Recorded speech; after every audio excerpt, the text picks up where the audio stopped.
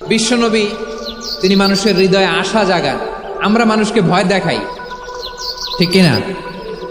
আমরা ইসলামকে এমন কঠিনভাবে উপস্থাপন করি, মানুষ ভয় পেয়ে যায়। বিশ্বনবী মানুষকে ভয় দেখাতেন না, তিনি আশা দিতেন, ভরসা দিতেন। কানা রাসূলুল্লাহ সাল্লাল্লাহু আলাইহি ওয়াসাল্লাম ইযা বাআসা আহাদান মিন আসহাবিহি ফি আমরিহি কানা ইয়াকুল বাশশিরু ওয়ালা তুনাফিরু ইয়াসসিরু ওয়ালা তুআসসিরু।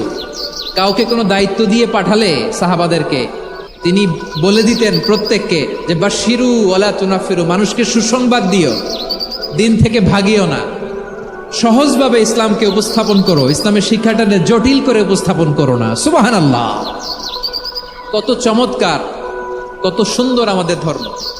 তিনি বলেছেন সহজ করো, কঠিন করো না, সুসংবাদ দাও, মানুষকে দিন থেকে ভাগিও না। সুবহানাল্লাহ বলেন।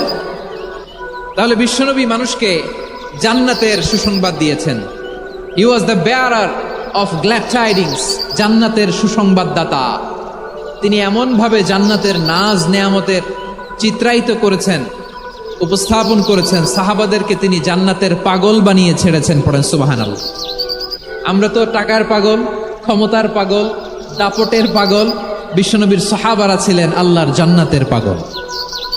কিসের পাগল? আমরাও আল্লাহর জান্নাতের পাগল হতে চাই কি চাই না? সবাই বলুন, জান্নাতের পাগল হতে চাই কি চাই না? বিশ্বনবী সাহাবাদেরকে জান্নাতের পাগল বানিয়েছেন।